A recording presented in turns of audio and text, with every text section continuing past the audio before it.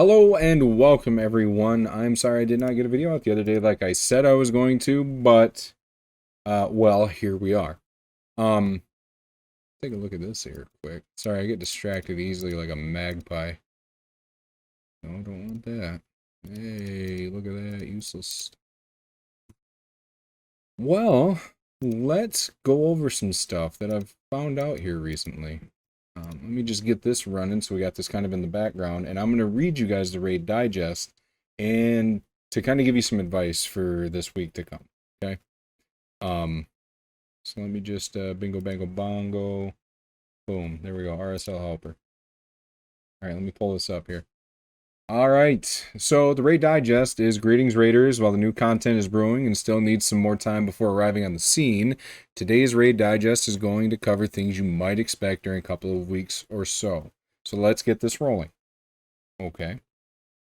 Champions, new and old. Whereas Lizardmen have just received Python as their new reinforcement, the Sylvan Watchers are preparing to bolster their ranks in a similar manner. So it sounds like the next fusion is going to be Sylvan Watchers. Makes me kind of sad because I've used some resources that I'm not going to have to make this easier for us.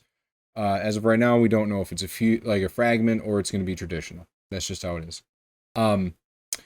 While the inflow of new champions constantly enriches the game, we also would like to celebrate those who accompany you at the starting stage of your journey with truly legendary credit. Wink, wink.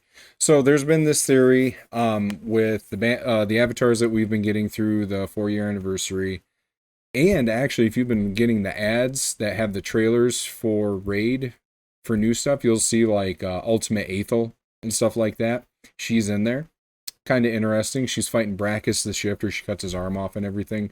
It is pretty much confirmed, especially with this little wink, wink, nudge, nudge. Hey, how you doing? Bob's your uncle. This is pretty much confirming that we are going to have legendary starters, and I kind of feel that was going to happen. There are a lot of games. We'll just throw Dislight out there as another one that you get a legendary champion guaranteed within so many pulls. And with the recent a little bit of controversy Raid's been going through with the freebie accounts, the alt accounts that people were making, they found out that Raid had increased the chances of getting a legendary from ancient shards by a decent amount. I want to say that 60% of players were actually getting a legendary within their first 5 ancients. They have since turned that off. That's a bummer. But they were testing waters out to see how that actually would go, and it was pretty favorable. But it does look like in absence of that, they're going to be replacing that with starter legendaries. Now that's my little, aluminum foil tin hat deal that I'm thinking is going to happen. Which again, like Dislight, you get guaranteed one of 2 legendaries who are attack legendaries, and Dislight within, I think it's like your first 10 pull. Okay. And I can't remember. They're both like, one is Sun Wukong and one was like Li Ling or something. I can't remember, but it's in the same vein. Okay. In the meantime, we continue the streak of anniversary events. This time honoring Gaelic with another anniversary heroes path, which if you're watching this, it's already started. January 29th. Anniversary is coming, and while missing some anniversary points from an occasional tournament event here and there shouldn't be a big deal, it is always a good idea to claim as many points as you can in order to secure the ultimate reward. Now remember, this ultimate reward is just a sacred shard and maybe 1 or 2 voids and some avatars. Okay, it's nothing crazy. There's nothing game breaking here. So if you do essentially pass most of this up, which I mean I am, then you're fine. Okay. Upcoming fixes. Here's a list of bugs that are going to be eliminated in the nearest update. If you qualify for some Plarium play points in the lower streak of playtime rewards, a red dot indicator should not appear on the playtime rewards icon. Meanwhile, in the mobile application. So, if you're like me and you were actively trying to beat the system on that, there is a glitch. If you're watching my screen right now with Iron Twins, if you start an Iron Twins fight, like say you use 5 of your keys, and you save that 1 key for right before reset, and you start that fight, I mean, pretty much within a minute of reset, right? And you're in the fight when reset happens, the game will tell you that the affinity has changed, and it will grant you all playtime rewards. It just happens. I have done this multiple times. Okay, so player, please don't ban me, I guess, is what I'm saying. But this does give you all playtime rewards right away. Now, really, it doesn't matter because I myself play this game for hours upon hours every day. Um, I always try to maximize my resources with my time in the game and think up of new content to try and bring you guys, even though I've been lackadaisical of late. But I did notice when I did this at home, right? And then I would jump on mobile, I wouldn't have those playtime rewards, right? The extra play points in the bottom. But there would be a red dot on mobile saying I should get that, but it wouldn't allow me to, which told me that it was already coded into the game. Um, but you know, they thought ahead on this because they knew people would just try to scam it. So, I mean, good for them, I guess. Visual bugs caused by the interaction of Terrasophiris with blessings apparently is changing. Visual bugs with Ultimate Death Knight's HP bar. I didn't notice that. Is what it is. Furthermore, we're going to slightly enhance some blessings, making them more viable choice. On the other hand, a couple others currently considered overpowered by many will become more balanced while retaining their usefulness. So let's talk about that. The number one most broken blessing right now that ruins Arena is Polymorph. Polymorph really does kill Arena. You know, they've been crowing about how they're going to make last year, which, you know, they had a war start, so that didn't happen, but really wanted to do a year of Arena. Well, this is really going to be coming 2023, right? They said that they reinstated, like, this is it. This is the year of Arena. Well, you know, their Arena is shit. You really couldn't even do RTA for Raid right now because of so much RNG. Like, do you want to have a competitive RTA? You can't have this much RNG. You really can't have sets like Swift Parry. You can't have Stone Skin sets really. You can't have reaction gear. You can't have that stuff to make RTA competitive. Do you see what I'm saying? Because it's just RNG. You could get screwed 7 ways to Sunday, run up against somebody that has Stone Skin, that has reaction accessories, and then you still lose anyways, even though your setup was better. Right? I mean, there was no strategy involved in that. But it seems like they're, especially with Polymorph too. So like you have somebody that's in Polymorph, Stone Skin, reaction accessories.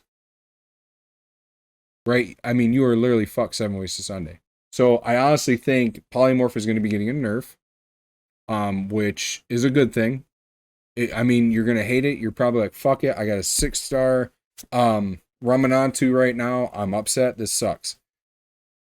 We're getting compensated for it, which is a fine thing. Okay. Because I pretty much guarantee you that they're going to allow free shifts on everybody's blessings. Like they're going to reset it back to 0 like they did with Masteries. Because they did that with Masteries like a year or 2 ago, where you could switch Masteries for free again, even if you've already done it for free. You didn't have to pay for it, right? 150 gems. Which, this is also the same thing I 110% believe. Like, I'm really going to be shocked if they don't do that. That it seems like it's just a straight, regular brained move, lateral movement that they're going to allow that to happen. So expect that to come. So right now, if you are afraid that your Polymorph team isn't going to be viable in Arena, don't change it right now. Wait until they implement the change. Get the free transfer over. Save yourself 150 gems. Really is all I'm saying. So furthermore, we're going to blah blah blah. Did that already. On the blessings thing, I really hope they don't fuck over Brimstone. Brimstone is actually a very solid, good blessing that only works against bosses. That's the only place it really stands out. Hydra, Clan Boss, Iron Twins, Devil's Necropolis. Those 4, right? I mean, it also works on Dragon and shit like that, but the places that players are really wanting that to stay, I plead with them. Player, please don't do that. Don't fuck over the player base, right? But something inside me in the back of my mind is like, they're gonna fuck it. They're probably gonna fuck it over and make it bad. And then, but I mean, I guess we just choose another one. I guess it is what it is. And heads up, next CVC will be personal rewards. So do whatever you have to do within your clan's parameters to achieve that. And I guess there will be more details and upcoming changes and events will follow in due course. And they wanted us to have a fabulous weekend. So I think that came out on Friday, 27th. Yeah, Friday. Yes, it did. So yeah, that's pretty much my little video to you guys. Just wait to change your blessings until they've implemented the change and give you a free reset on blessings, like they did with the masteries. Okay, all right. History tends to repeat itself. Um, do not be surprised when polymorph really gets kicked in the nads, and sadly, brimstone's probably going to get hit too, because those are the two most overpowered. Because as you see here, currently considered overpowered by many. On the other hand, a couple others, right? Couple meaning two. So I really think those two are going to get hit big time. I said as you can see, but I don't have my Discord open to you guys for you to see that. Whatever. If you guys are curious, you know how I don't ever ask you to like or subscribe. I'm not going to ask you to do that. What I will ask you to do, though, is if you can come over and hang out with me on my stream and just chat. It gets kind of lonely over there. I've really been streaming Magic Arena. I've gone back to Magic Arena because I actually miss playing Magic, even though I'm upset with Wizards and what they're doing, and how they're handling the company. It is straight garbage. If you've ever looked into it, just a quick recap. You have some jackass bitch from Amazon who was like their chief financial officer or something like that. She is now over at Hasbro, and I believe she's over Magic. And when she did the fireside chat, she literally read verbatim from the Wikipedia page. Okay, that's a big red flag. She doesn't know the product, and that was when they were talking about how they're not overprinting product. I could make a whole separate video and pull a bunch of articles down about all the shit WotC's fucking up right now. I mean, it's Hasbro really, but WotC's being complicit because they have to be, because Hasbro's their parent company now. This shit really didn't happen too much back in the day. I mean, the last biggest thing you could remember from before Hasbro was the reserve list, and that's kind of been fucked. But personally, I don't think we should have a reserve list. I think they should just print that stuff so everybody can get a copy of it that's affordable. Because the old copies of those cards are going to hold their value. Just plain and simple. It's a collector's thing, just like Pokemon, right? But whatever. I mean, boom me in the comments, tell me I'm wrong, is what it is.